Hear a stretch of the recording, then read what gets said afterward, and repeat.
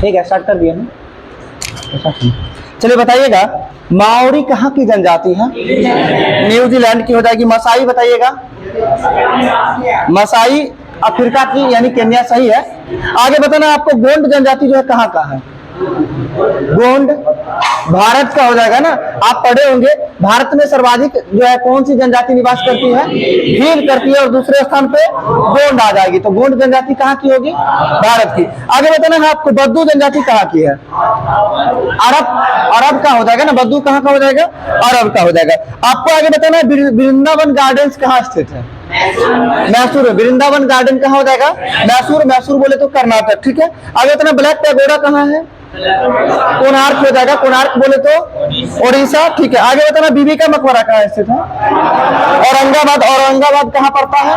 महाराष्ट्र। बिहार में भी है, ठीक है, ध्यान रखना। औरंगाबाद कहाँ बीबी का मकबरा हो जाएगा? महाराष्ट्र। आगे बताना, चेन्ना केशव मंदिर कहाँ स्थित है? चेन्ना केशव मंदिर कहाँ स्थित है? तो चेन्ना केशव मंदिर की यदि हम बात करें कहाँ हो जाएगा?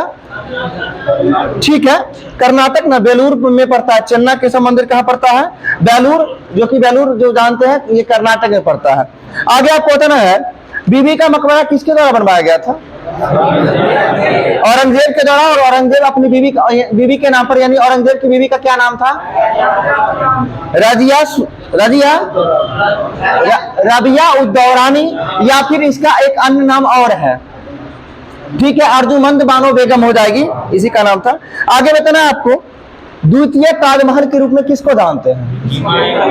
बीवी के मकबरा को द्वितीय ताजमहल के रूप में जानते हैं। किसको जानते हैं? बीवी के मकबरा को द्वितीय ताजमहल के रूप में जानते हैं। आगे आपको बताना है,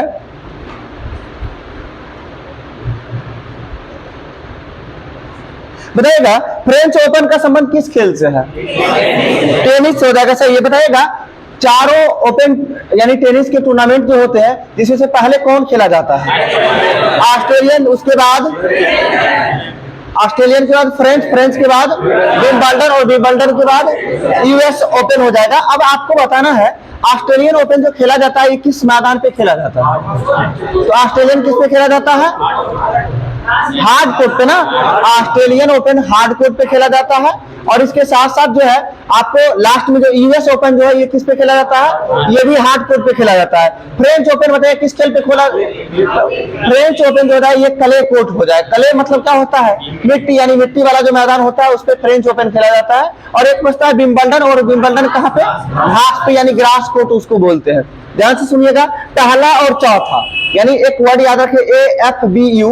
AFBU मतलब ए से ऑस्ट्रेलियन, एफ से फ्रेंच, बी से विंबलडन, यू से यूएस ओपन। ये चारों का क्रम होता है। AFBU चारों का क्रम है, जिसमें से सबसे पहले ऑस्ट्रेलियन जो कहाँ खिलाता है? हार्ड कोर्ट पे। यानी आप जानते होंगे, या तो सबसे पहला को तकलीफ होता है, शुरुआत जो करता है उसको, नहीं तो अंतिम वाला को।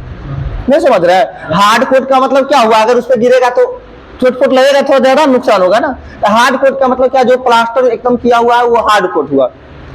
तो हार्ड कोर्ट पे खेला जाता है कौन? पहला और चौथा। तो पहला ऑस्ट्रेलियन और चौथा यूएस ओपन। इसका दूसरा जो आता है फ्रेंच ओपन। फ्रेंच वाला को मिट्टी वाला मिलता है। क्या मिलता है? मिट्टी, यानी क्ले कोर्ट। और विंबलडन की यदि बात करते हैं, समझ लीजिए अंग्रेज लोग होशियार थे। विंबलडन यानी की बात करते हैं इंग्लैंड से।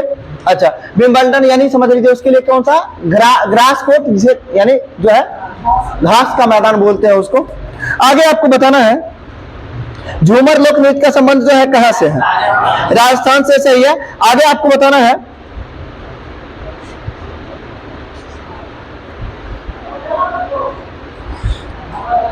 बताइए सिनेमा की शुरुआत जो है कब हुआ था? सर्वप्रथम सिनेमा की शुरुआत, सर्वप्रथम की बात करते हैं 1896 में हुआ था। 1896 में किस देश में हुआ था? फ्रांस में हुआ था। सिनेमा का शुरुआत कब? 1896 में। कहां? तो फ्रांस में। आगे आपको बताना है, भारत में फिल्म के जनक के रूप में किन्हें जाना जाता है? भारत में फिल्म के जनक के रूप में किसे जाना जाता है? आप जिनके द्वारा, यानी जिनके नाम पे फिल्म के क्षेत्र में प्रतिष्ठित पुरस्कार मिलता है, दादा साहब फाल्के पुरस्कार। तो वही दादा साहब फाल्के को जो है भारतीय फिल्म के जनक के रूप में जानते हैं। अगर तो दादा साहब फाल्के पुरस्कार की वर्ष शुरुआत हुई थी? 1969। यानी फाल्के पुरस्कार की शुरुआत कब हुआ था? 1969 में हुआ था। आगे तो ऑस्कर पुरस्कार की शुरुआत कब हुआ था? 1929 में, ठीक है। आगे तो दादा साहब फाल्के पुरस्कार जो है सर्वप्रथम किस व्यक्ति को दिया गया था? देविका रानी रोरिक को दिया गया था। किसको दिया गया था? देविका रानी रोरिक को दिया गया था। और आगे बताना, ऑस्कर पुरस्कार किस क्षेत्र में दिया जाता है? तो ऑस्कर पुरस्कार संगीत के क्षेत्र में दिया जाता है। किस क्षेत्र में दिया जाता है? संगीत के क्षेत्र में दिया जाता है। ठीक है, आगे आपको बताना है सर्वप्रथम जो है किस फिल्म को, क्या सॉरी भाई संगीत बोला गया, सिनेमा के क्षेत्र में दिया जाता है। ठीक है, ग्रैमी अवार्ड किस में दिया जाता है? ये जो है संगीत हो जाएगा, ऑस्कर पुरस्कार सिनेमा के क्षेत्र में होगा। ठीक है, आगे तो ना सर्वप्रथम कौन सा फिल्म था जिसे ऑस्कर हेतु नामांकित की गई थी? ऑस्कर के लिए नामांकित पहला फिल्म कौन सा था? मदर इंडिया, बिल्कुल चाहिए मदर इंडिया, जो किस वर्ष? तो 1957 में, बिल्कुल चाहिए। आगे बताना है ऑस्कर का लाइफ टाइम अवार्ड जो है किस फिल्म को दिया, किस भारतीय को दिया गया है? जो कि 1992 में दिया गया था, सत्यजीत रे को दिया गया था। ठीक है, आगे आपको बताना है ज्ञानपीठ पुरस्कार की शुरुआत किस वर्ष हुई है? ज्ञानपीठ पुरस्कार की शुरुआत 1965 में हुआ है। ठीक है, इसके बाद आपको बताना है द्रोणाचार्य पुरस्कार की शुरुआत कब हुआ है? 1985 में हुआ है। इसके साथ साथ आपको बताना है अर्जुन पुरस्कार की शुरुआत किस वर्ष हुआ है? 1961 में हुआ है। इसके साथ साथ आपको बताना है राजीव गांधी खेल रत्न पुरस्कार की शुरुआत कब हुआ है? 1991-92 में हुआ है। और आगे आपको यह भी बताना है राजीव गांधी खेल रत्न पुरस्कार का नाम बदलकर क्या कर दिया गया है? मेजर ध्यानचंद खेल रत्न पुरस्कार। और मेजर ध्यानचंद खेल रत्न पुरस्कार में कुल कितना रुपया दिया जाता है? 25 लाख दिया जाता है। और पहले कितना दिया जाता था? 10 लाख दिया जाता था। सही है, आगे आपको बताना है पुलित्जर पुरस्कार का संबंध किस क्षेत्र से है? तो पुलित्जर पुरस्कार का संबंध पत्रकारिता के क्षेत्र से हो जाएगा। और पुलित्जर पुरस्कार की शुरुआत किस वर्ष हुई थी? 1917 में हुआ था। ठीक है, आगे आपको बताना है प्रिट्जकर पुरस्कार का संबंध किस क्षेत्र से? तो आर्किटेक्चर हो जाएगा, यानी वास्तु कला से संबंधित हो जाएगा। ठीक है, आगे आपको बताना है लिंगराज मंदिर कहाँ स्थित है? ओडिशा भुवनेश्वर में स्थित है लिंगराज मंदिर। सही है, आगे बताना है जो है उत्तर भारत में मंदिर निर्माण की कौन सी शैली प्रचलित है? उत्तर भारत में कौन सी शैली प्रचलित है? नागर। दक्षिण भारत में द्रविड़ और मध्य भारत में बेसर शैली। ध्यान रखना, दक्षिण भारत में द्रविड़, दो से दक्षिण, दो से द्रविड़। उत्तर भारत में कौन सा हो जाएगा?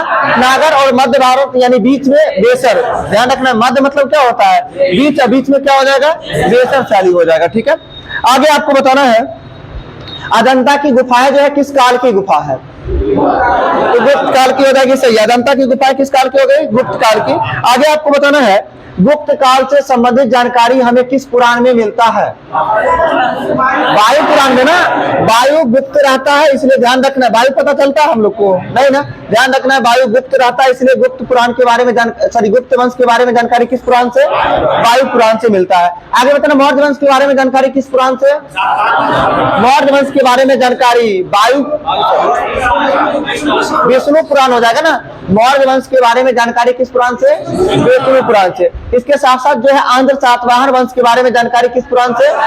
मत्स्य पुराण हो जाएगा। ध्यान रखना है आंध्र सातवाहन बोले तो आंध्रा मछली याद रहेगा।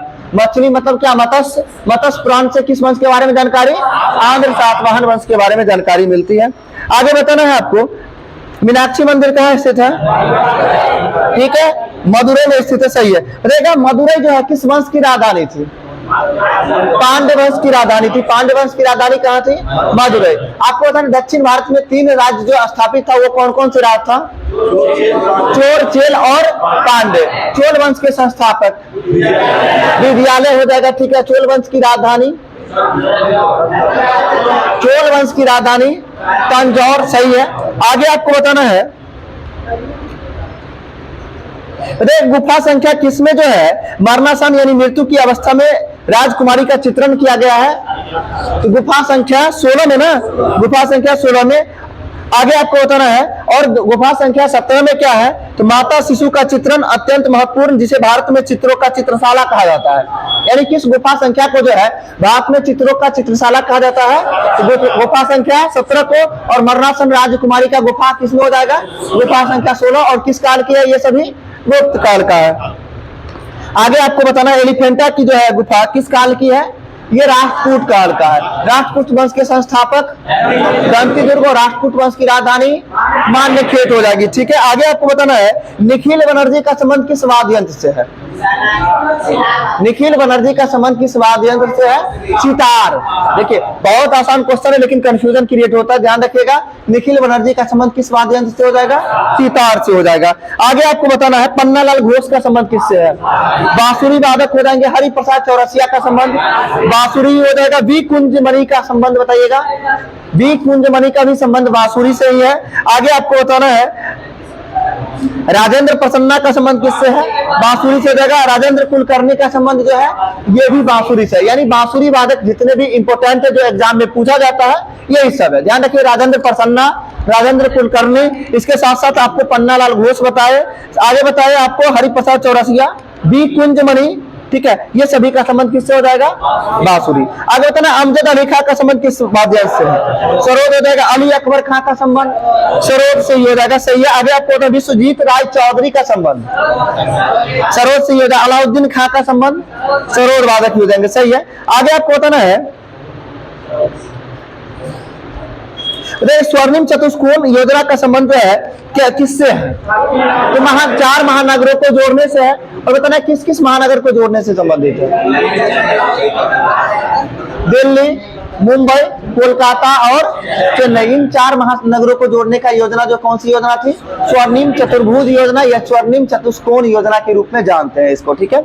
आगे आपको बताना है नागपुर योजना का संबंध किससे है? बहुत इंपॉर्टेंट प्रश्न है। नागपुर योजना का संबंध किससे है? नागपुर योजना का संबंध सड़क परिवहन से है, जो कि किस वर्ष आया था? तो नागपुर योजना 1945 में आया था। आगे बताना सागरमाला परियोजना का संबंध किससे है? जी, सागरमाला परियोजना को जो बंदरगाहों को जो है सड़क मार्ग से जोड़ने का काम जो है क्या सागरमाला परियोजना, इसमें नहीं कह सकते हैं। सागरमाला परियोजना जो है इसका संबंध किससे है ये बताना था। ये जो है बंदरगाहों को जो है नगरों के यानी सड़क मार्गों से जोड़ने का काम जो किस के तहत था? सागरमाला परियोजना के तहत था। आगे आपको बताना है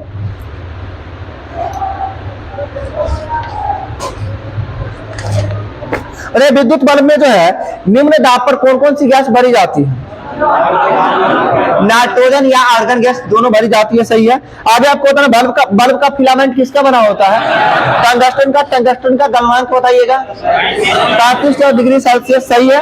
आगे आपको बताना है बल्ब का आविष्कार किसने किया था? एडिसन के द्वारा किया गया था, सही है। आगे बताना है वायुमंडल में कौन सी गैस जो है सर्वाधिक मात्रा में पाई जाती है? नाइट्रोजन कितना %? 78%, सही है। क्या बोल रहे हैं? ठीक है, 78 अप्रॉक्स लेके चलता है, 78.08 देता है। आगे आपको बताना है उपसौर की स्थिति किस तिथि को होती है? उपसौर 3 जनवरी और अपसौर 4 जुलाई हो जाएगा। आपको बताना है एपी हिलियन की स्थिति को? एपी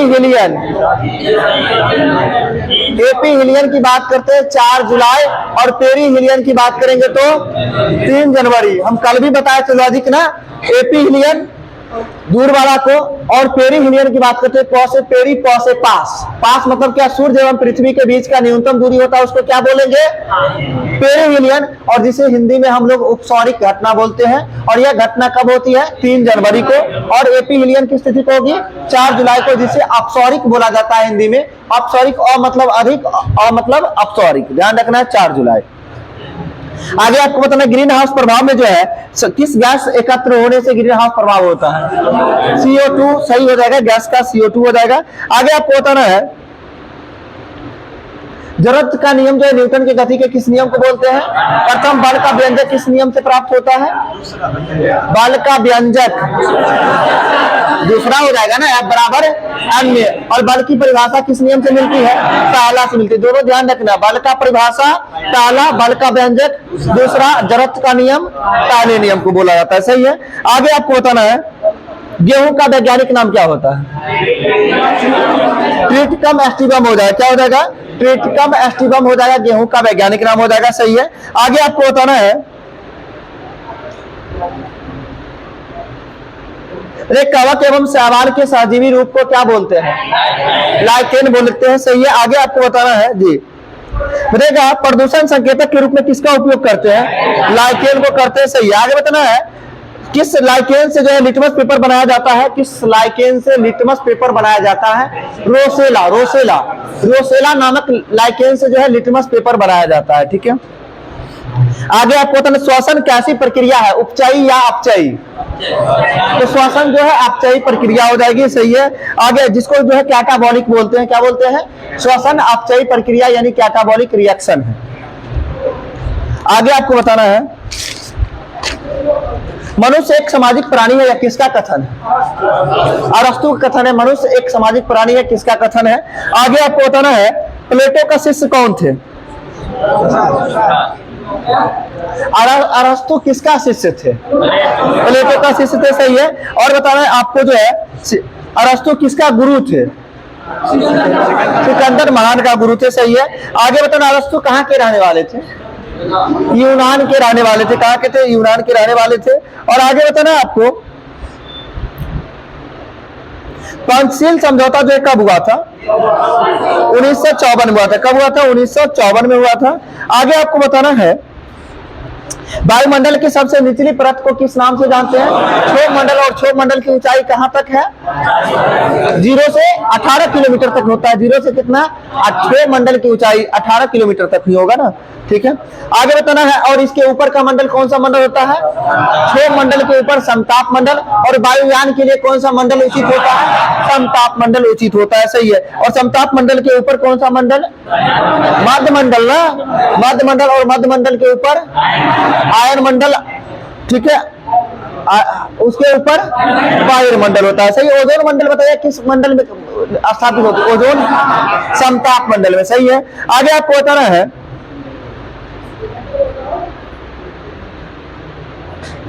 भारत में जो है खड़ी बोली के जनक के रूप में किसको जानते हैं? भारत में खड़ी बोली के जनक के रूप में किसको जानते हैं? भारतेंदु हरिश्चंद्र को जानते हैं। खड़ी बोली के जनक के रूप में भारतेंदु हरिश्चंद्र को जानते हैं।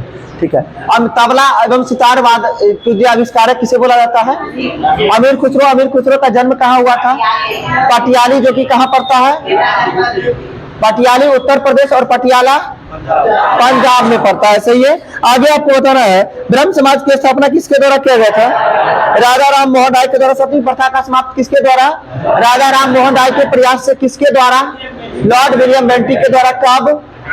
1828 ना, सॉरी 1829। 1829 में लॉर्ड विलियम बेंटिक के द्वारा जो है किया गया था। ठीक है, आगे आपको बताना है विधवा पुनर्विवाह जो अधिनियम जो है किस वर्ष पारित हुआ था? 1856 में। किनके प्रयासों से?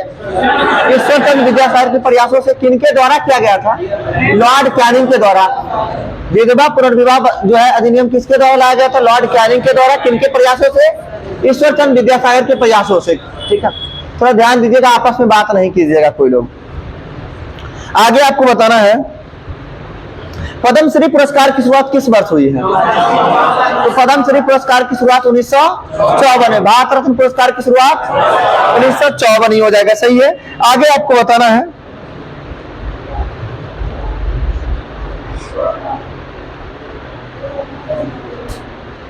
सत्यशोधक समाज की स्थापना कब हुआ था? 1873 में। किसके द्वारा किया गया था? ज्योतिबा फुले के द्वारा किया गया था, सही है। आगे बताना है भारतीय संविधान के अनुसार आपात स्थिति किसके द्वारा घोषणा की जाती है? राष्ट्रपति के द्वारा। आपातकाल संविधान के किस भाग में? आपातकाल संविधान के किस भाग में? भाग 18 में है। और किस अनुच्छेद में? अनुच्छेद 352 से लेकर 360 तक हो जाएगा। अरे राष्ट्रपति शासन किस अनुच्छेद में है? 352 में है। अनुच्छेद 356 ना होगा। राष्ट्रपति शासन 356। राष्ट्रीय आपात किस अनुच्छेद में है? 352 में है। और वित्तीय आपात 360 में। अब आपको बताना है राष्ट्रीय आपात जो है यानी आपात उपबंध जो है किस देश के संविधान से लिया गया है? आपात उपबंध जर्मनी के वाइमर संविधान से। और वित्तीय आपात किस देश के संविधान से? अमेरिका के संविधान से लिया गया वित्तीय आपात। अब आपको बताना राष्ट्रपति शासन जो होता है जिसका अनुमोदन संसद के दोनों सदनों से जो है कितने दिन के भीतर हो जाना चाहिए? राष्ट्रपति शासन की बात करते हैं 60 दिन के हम आपसे क्वेश्चन क्या पूछे हैं, राष्ट्रीय आपात या राष्ट्रपति शासन? राष्ट्रपति शासन ना, राष्ट्रपति शासन 2 महीना के अंदर होना चाहिए, और राष्ट्रीय आपात की यदि हम बात करते हैं वो 30 दिनों के अंदर होना चाहिए। यानी कहने का मतलब पहला वाला जो है वो 30 दिनों के भीतर जो संसद से अनुमोदन हो जाना चाहिए, और बाकी दोनों जो होगा वो 60 दिनों के भीतर, चाहे वो राष्ट्रपति शासन हो या फिर वित्तीय आपात हो, इन दोनों की स्वीकृति कितने दिनों के भीतर? 60 दिनों के भीतर हो जाना चाहिए। आगे आपको बताना है भारत में अभी तक कुल कितनी बार जो है राष्ट्रीय आपात का प्रयोग किया गया है? 3 बार। कब 62 और 71 और 75, 62, 71 और 75 में किया गया है। ठीक है, चलिए आगे बताना है वर्ल्ड इकोनॉमिक रिपोर्ट जो है किस संस्था के द्वारा प्रकाशित किया जाता है? वर्ल्ड इकोनॉमिक रिपोर्ट जो है IMF के द्वारा किया जाता है। आगे बताना आउटलुक रिपोर्ट किसके द्वारा किया जाता है? ये भी IMF के द्वारा किया जाता है। आगे आपको बताना IMF का स्थापना कब हुआ था? IMF का स्थापना 1945 में हुआ था। अगर डेट की यदि बात करें तो 27 दिसंबर 1945 को IMF का स्थापना किया गया था। ठीक है, आगे बताना IMF का मुख्यालय कहाँ स्थित है? Washington DC। आगे आपको बताना है विश्व बैंक की स्थापना जो है किस सम्मेलन के आधार पर हुआ था? ब्रेटन वुड्स सम्मेलन के आधार पर हुआ था। कब हुआ था? 1945 में हुआ था विश्व बैंक का स्थापना। पीछे आप लोग सुन रहे हैं कि नहीं सुन पा रहे हैं? तो उस समय से बोलते ना, इतना देर थोड़ा आगे होइए। ठीक है, आज बार एडजस्ट कर लीजिए। ठीक है, अब 5 मिनट और करवाएंगे ही। ठीक है, थोड़ा सा मैनेज कर लीजिए, खड़ा होके करवाएं। आज कोई बात ठीक, थोड़ा सा कंसंट्रेट रहिएगा, समझे? फैन बंद कर दें, ठंडा वैसे गर्मी तो किन्हीं को नहीं लगेगा, इसमें बंद कर दिया जाए। फैन चलने के कारण इतना एनर्जी से बोल रहे हैं। ठीक है, लाइट जलाइए, लाइट जलाइए सामने वाला। बी लिखा होगा, देखिए ना, बल्ब लिखा होगा।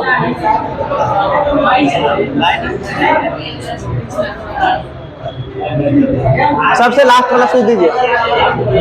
हाँ, बाकी सब बंद कर दीजिए। हो गया ना? अब सुनाई देगा शायद। चलिए, क्या हुआ?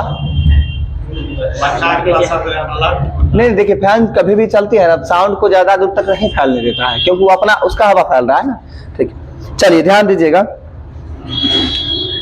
तो देखा, संवैधानिक उपचारों का अधिकार का उल्लेख संविधान के किस अनुच्छेद में है?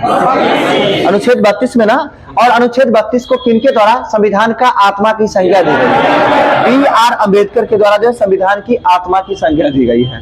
ठीक है, आगे आपको बताना है अनुच्छेद 32 के द्वारा जो है सुप्रीम कोर्ट के द्वारा कुल कितने प्रकार का रिट जारी किया जाता है? 5 प्रकार का। और आपको बताना है उच्च न्यायालय के द्वारा कुल कितने प्रकार की रिट जारी किया जाता है? 5 प्रकार का ही रिट जारी किया। जब सुप्रीम कोर्ट को 5 गो पावर रहेगा और हाई कोर्ट को 6 गो पावर मिलेगा। हम नहीं कहीं से ये सुनने को मिला है, कोई टीचर 6 पढ़ा रहे थे शायद, तो कोई कुछ लोग बोले थे 6 देता है। आप एक बार चेक कर लीजिएगा, हम अच्छी तरह से चेक कर लिए थे। कोई लोग बोले थे ऐसे ही डिस्कशन के दौरान ही। हाई कोर्ट के द्वारा कुल 5 प्रकार की रिट जारी किया जाता है, जो अनुच्छेद 226 के तहत 226 के तहत जो है किया जाता है। ठीक है, RBI का स्थापना कब हुआ था? 1 अप्रैल 1935 को। किस कमेटी के सिफारिश पर? यंग मिल्टन कमेटी के सिफारिश पर। और RBI एक्ट किसके तहत किया गया था? तो RBI एक्ट 1934 के तहत जो है RBI का स्थापना 1 अप्रैल 1935 को। आगे बताना है RBI का राष्ट्रीयकरण कब हुआ था? 1949 में RBI का राष्ट्रीयकरण हुआ था। आगे बताना है SBI का स्थापना कब हुआ था? 1955 में। और SBI का स्थापना किस कमेटी के सिफारिश पर? गोरेवाला कमेटी के सिफारिश पर हुआ था। किसके सिफारिश पर? गोरेवाला समिति के सिफारिश पर। आगे बताना है SBI का स्थापना डेट बोले तो 1 जुलाई 1955। SBI का राष्ट्रीयकरण कब होता है? 1956 में। SBI का राष्ट्रीयकरण कब होता है? 1956 में SBI का राष्ट्रीयकरण होता है। आगे आपको बताना है SBI का स्थापना किन बैंकों को विलय करके, यानी किन बैंकों का नाम बदलकर किया गया था? SBI का स्थापना किन बैंकों का नाम बदलकर किया गया था? विलय नहीं, इंपीरियल बैंक का नाम बदलकर SBI का स्थापना किया गया था। आगे आपको बताना है इंपीरियल बैंक की यदि हम बात करें जिसकी स्थापना कब की गई थी? 1921 में ना। इंपीरियल बैंक का स्थापना 1921 में किस किस बैंकों को, कितने बैंकों को मिलाकर? 3 बैंकों का। वो 3 बैंक कौन कौन से थे? कलकत्ता, बंबई और मद्रास। उसी को चेन्नई बोलते हैं। कलकत्ता, बंबई और मद्रास बैंकों को मिलाकर इंपीरियल बैंक का स्थापना किया गया था। आगे आपको बताना है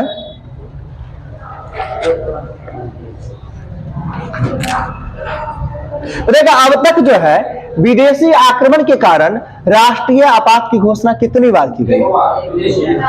2 बार।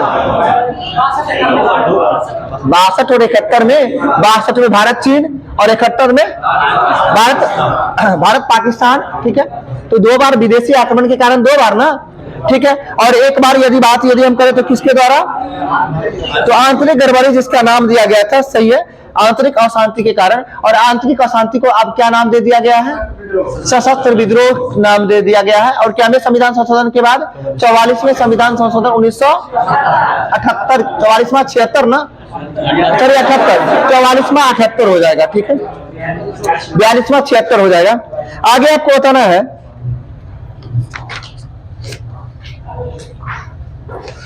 राष्ट्रपति पर महाभियोग किस अनुच्छेद के तहत लगाया जाता है? 61 के तहत। और महाभियोग हम कैसे लगा सकते हैं? दोनों संसद के, ठीक है, दोनों संसद के स्वीकृति के आधार पर लगा सकते हैं। यानी दोनों संसद के द्वारा जो है, यदि उनके कार्यकाल के दौरान कुछ भी गड़बड़ी होती है तो संसद के द्वारा, सदस्यों के द्वारा लिखित आधार पर उनमें लगाया जाता है। और लिखित कुल कितने दिन पूर्व जो है सूचना देनी होती है? 14 दिन पूर्व सूचना देना होता है। आगे बताना, हे राम ये कथन किनका है? महात्मा गांधी के। करो या मरो का नारा महात्मा गांधी, सही है। आगे बताना, तुम मुझे खून दो और मैं तुम्हें आजादी दूंगा, सुभाष चंद्र बोस ये कब बोले थे?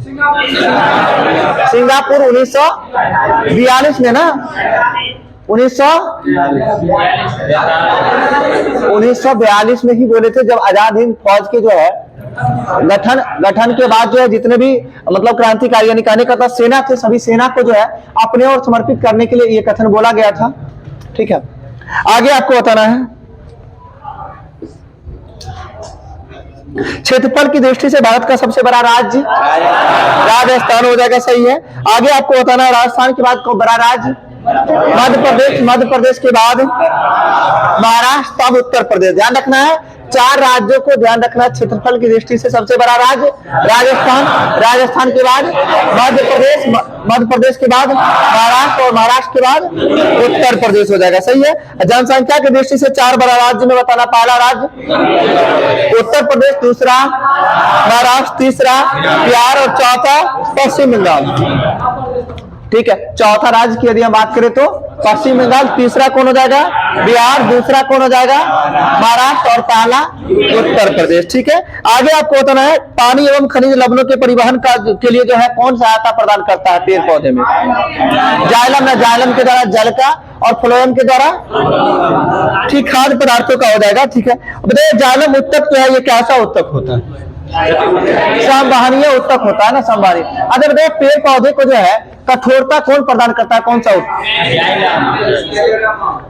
एस्क्लाइरे कायमा होता है, एक कोलेन कायमा होता है।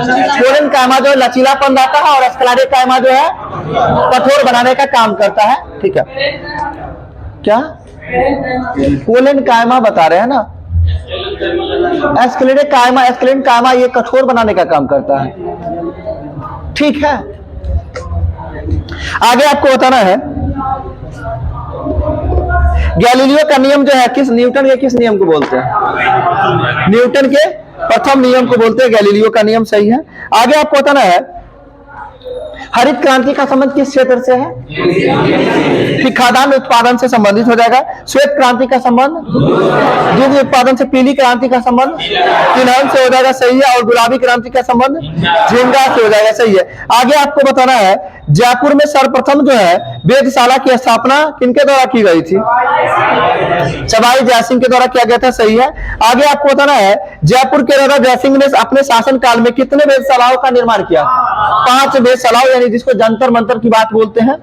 आगे आपको बताना है जयपुर की वेधशाला, इसके साथ साथ अगला कहां था? एक मथुरा, मथुरा के साथ साथ उज्जैन, उज्जैन में भी था। और इसके साथ साथ बनारस और बनारस के साथ साथ जयपुर, यानी जयपुर में 2 था। नहीं, एक दिल्ली में भी था ना, ठीक, एक दिल्ली में हो जाएगा, यानी जयपुर, बनारस, इसके साथ साथ आपका मथुरा, उज्जैन और दिल्ली। ठीक है, आगे बताना है फैजाबाद से जो है 1857 की क्रांति का नेतृत्व कौन कर रहे थे? तो मौलवी अहमदुल्ला ना। फैजाबाद से कौन कर रहे थे? मौलवी अहमदुल्ला। इलाहाबाद से लियाकत अली। बरेली से खान बहादुर खान। बरेली से कौन कर रहे थे? खान बहादुर खान कर रहे थे, सही। आगे बताओ दिल्ली से कौन कर रहे थे? बहादुर शाह जफर। पूरा सैन्य नेतृत्व की यदि हम बात करेंगे तो बख्त खां। दिल्ली से सैन्य नेतृत्व कौन कर रहे थे? बख्त खां। और पूरा संपूर्ण नेतृत्व किनके हाथों में था? बहादुर शाह जफर के हाथों में था। और झांसी या ग्वालियर से कौन थे? ठीक है, रानी लक्ष्मीबाई झांसी से हो जाएंगे और ग्वालियर से तात्या टोपे हो जाएंगे। ग्वालियर से कौन हो जाएंगे? तात्या टोपे हो जाएंगे। ठीक है, आगे आपको बताना है किस व्यक्ति के द्वारा जो है भारतीय राष्ट्रीय कांग्रेस पर अनुनय विनय की राजनीति का विरोध किया गया है? अनुनय विनय की राजनीति आप सभी लोग जानते हैं, लेकिन यहाँ पे वर्ड आ गया है अनुनय विनय। इस वर्ड के कारण फंस रहे हैं। विपिन चंद्रपाल नहीं हो जाएंगे, बाल गंगाधर तिलक के द्वारा जो है ये आरोप लगाया गया था भारतीय राष्ट्रीय कांग्रेस पर कि अनुनय विनय की राजनीति का विरोध किया गया था। आगे आपको पता ना बाल गंगाधर तिलक को अशांति का जनक किसने कहा था? वैलेंटाइन सिरोल के द्वारा कहा गया था, सही है। आगे आपको बताना है किस व्यक्ति का संबंध जो है 3000 वार्षिक कर के बदले बंगाल पर कर संबंधी विशेष अधिकार प्रदान किया गया था? किस व्यक्ति ने किया था? किस व्यक्ति ने अंग्रेजों को जो है बंगाल पर 3000 वार्षिक कर के बदले बंगाल पर कर संबंधी विशेष अधिकार प्रदान किए थे? ये व्यक्ति फर्रुखसियर थे। फर्रुखसियर हो जाएंगे, सही है। घिरमित कार के रूप में किस शासक को जानते हैं? फर्रुखसियर को जानते हैं। लंपट मूर्ख के रूप में जहादर शाह को जानते हैं। रंगीला बादशाह के रूप में मोहम्मद शाह को जानते हैं। बताइएगा मोहम्मद शाह के शासनकाल में किसका आक्रमण हुआ था? नादिर शाह का। तख्ते तौस पर बैठने वाला अंतिम शासक मोहम्मद शाह। ठीक है, आगे बताइए नादिर शाह का आक्रमण कब हुआ था? 1739 में नादिर शाह का आक्रमण हुआ था। ठीक है, आगे बताइए तख्ते तौस का निर्माण करने वाला शासक कौन था? शाहजहां था। ठीक है, आगे आपको बताना है और तख्ते तौस का निर्माण कार जो है यानी मुख्य वास्तुकार कौन थे? बेबादल खां। कौन हो जाएंगे? बेबादल खां जो है इसके मुख्य वास्तुकार थे। ठीक है, आगे आपको बताना है फर्रुखसियर के दरबार में जो है कि अंग्रेजों द्वारा जो है किसके नेतृत्व में एक मंडल भेजा गया था? तो डॉक्टर जॉन सरमन के नेतृत्व में। किनके नेतृत्व में? डॉक्टर जॉन सरमन के नेतृत्व में 1717 में जो है फर्रुखसियर के दरबार में भेजा गया था। अंग्रेजों द्वारा एक मंडल भेजा गया था। आगे आपको बताना है और इसके द्वारा जो किस डॉक्टर के द्वारा जो फर्रुखसियर की एक गंभीर बीमारी का जो है इलाज किया गया था, उस डॉक्टर का नाम बताना है। तो हैमिल्टन नामक एक डॉक्टर थे जो कि फर्रुखसियर उस समय बीमार चलते एक गंभीर बीमारी के कारण बीमार थे। तो उस बीमारी से जो है इलाज किसके द्वारा किया गया था? डॉक्टर हैमिल्टन के द्वारा किया गया था। आगे आपको बताना बारडोली सत्याग्रह कब हुआ था? 1928 में। किनके नेतृत्व में? सरदार वल्लभ भाई पटेल के नेतृत्व में हुआ था, सही। आगे बताना है भारतीय किसान विद्यालय जिसकी स्थापना किसके द्वारा किया गया था? भारतीय किसान विद्यालय की स्थापना एनजी रंगा के द्वारा किया गया था। वे ऑल इंडिया किसान सभा के संस्थापक स्वामी शाहजानंद सरस्वती। ऑल इंडिया किसान सभा का स्थापना कब किया गया था? 1936 में किया गया था। कहां में किया गया था? लखनऊ में। और बताइए भारतीय किसान सभा के पहले महासचिव कौन थे? एनजी रंगा। और आपको एक क्वेश्चन को याद करवाने के लिए इतनी बातों को बताना पड़ा। भारतीय किसान विद्यालय का स्थापना किसके द्वारा किया गया था? एनजी रंगा। और यह एनजी रंगा ऑल इंडिया किसान सभा के पहले महासचिव थे। पहले महासचिव थे। और भारतीय किसान सभा यानी ऑल इंडिया किसान सभा के जो है संस्थापक एवं अध्यक्ष कौन हो जाएंगे? स्वामी शाहजानंद सरस्वती हो जाएंगे, जिसकी स्थापना 1936 में की जाती है। कहां में? लखनऊ में। और लखनऊ का 1936 का कांग्रेस अधिवेशन भी पॉपुलर रहा है, जिसकी अध्यक्षता किसके द्वारा की जाती है? जवाहरलाल नेहरू के द्वारा। और 36 के बाद 37 का अधिवेशन जो होता है 1936 का अधिवेशन जो होता है उस अधिवेशन की अध्यक्षता किनके द्वारा की जाती है? जवाहरलाल नेहरू के द्वारा। और यह अधिवेशन गांव में आयोजित होने वाला पहला अधिवेशन होता है जो कहां में होता है? फैजपुर में होता है। फैजपुर में कब होता है? 1937 में होता है। ठीक, कुछ बोल रहा है?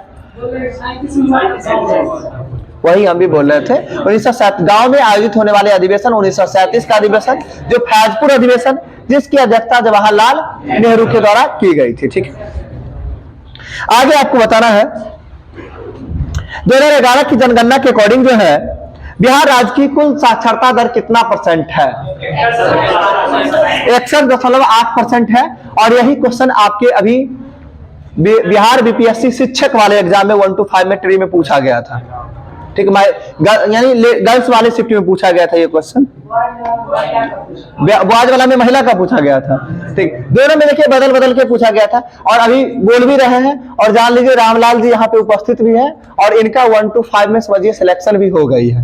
इनके लिए एक बार जोरदार आप लोग क्लैपिंग करिएगा। ठीक है, और जान लीजिए रामलाल जी बताते हैं इनके बारे में। रामलाल जी थोड़ा सा इधर आइएगा आप, आइए, कोई दिक्कत नहीं है। अरे कोई दिक्कत नहीं है, मेरे साथी सहयोगी रह चुके हैं और साथ में तैयारी करने वाले भी। और जान लीजिए एक बार हम बताते हैं ना आप लोग को, एक बार जब तैयारी होती है ना किसी भी एग्जाम में बैठिएगा ना आपका रिजल्ट होगा ही। सोच लीजिए स्टार्टिंग में रेलवे की तैयारी, रेलवे के बाद पता चला दरोगा की तैयारी और दरोगा मेंस तक पहुंचे। ठीक है, फिजिकल नहीं, मेंस नहीं हो पाया था। ठीक है, आप समझ सकते हैं। लेकिन तैयारी होने के बावजूद भी आप ऐसा कोई जरूरत नहीं कि आप जिसका तैयारी करें वही जॉब आपको होगी। बीपीएससी की बात करते 1 to 5 का जो सिलेबस था किन्हीं को समझ में नहीं आ रहा था, एससीईआरटी एनसीईआरटी क्या पढ़ना नहीं पढ़ना है। ठीक है, बट ऐसे 3-4 साथी जो स्टार्टिंग से लगे हुए रहे, 3-4 लोग जिनका समझिए जिनका डीएलएड था, लगभग सभी लोग का सिलेक्शन हुआ। इतना जान लीजिए। आगे अभी से जब तक रहेंगे, अब समझिए कि अब तो आगे डीवी का प्रोसेस इन लोगों का होगा, जो कि डीवी का डेट वगैरह सब कुछ दे दिया है। डिस्ट्रिक्ट कौन सा अलॉटमेंट हुआ है रामलाल जी? समस्तीपुर। अपना होम डिस्ट्रिक्ट समझिए, होम डिस्ट्रिक्ट भी मिला है। और होम डिस्ट्रिक्ट मिलने का रीजन भी होता है जिनका मार्क्स अच्छा रहता है उसके अकॉर्डिंग मिलता है। डिस्ट्रिक्ट प्रेफरेंस था यानी चॉइस था, चॉइस ऑप्शन में पहला समस्तीपुर होगा। नंबर अच्छा है तो समस्तीपुर मिलेगा ही। हो सकता है देखिए कहीं समस्तीपुर के आसपास का ही कोई शहर मिल जाए। ठीक है, तो बेहतर होगी आप सभी के बीच हमेशा रहेंगे भी उपस्थित। ठीक है, क्योंकि ऐसा नहीं कि 1 to 5 में है तो हमेशा 1 to 5 में ही रहना है। आगे 6 to 8 भी हो सकता है। डीएलएड वाले के लिए 6 to 8 में भी दिया गया है। जो ग्रेजुएशन कर चुके हैं वो 6 to 8 में भी फाइट कर सकते हैं। तो समझ लीजिए जीके जीएस हो या जो भी सेक्शन हो, सभी सेक्शन को लेके चलेंगे। ठीक है, और एक शालीनता से हमेशा तैयारी करते रहें। तो जान लीजिए सफलता जो होती है ना, कहा जाता है एक ना एक दिन सभी को मिलती है। सिर्फ और सिर्फ जरूरत होती है मेहनत करने की। आप कंटिन्यू लगे रहेंगे जरूर होगा।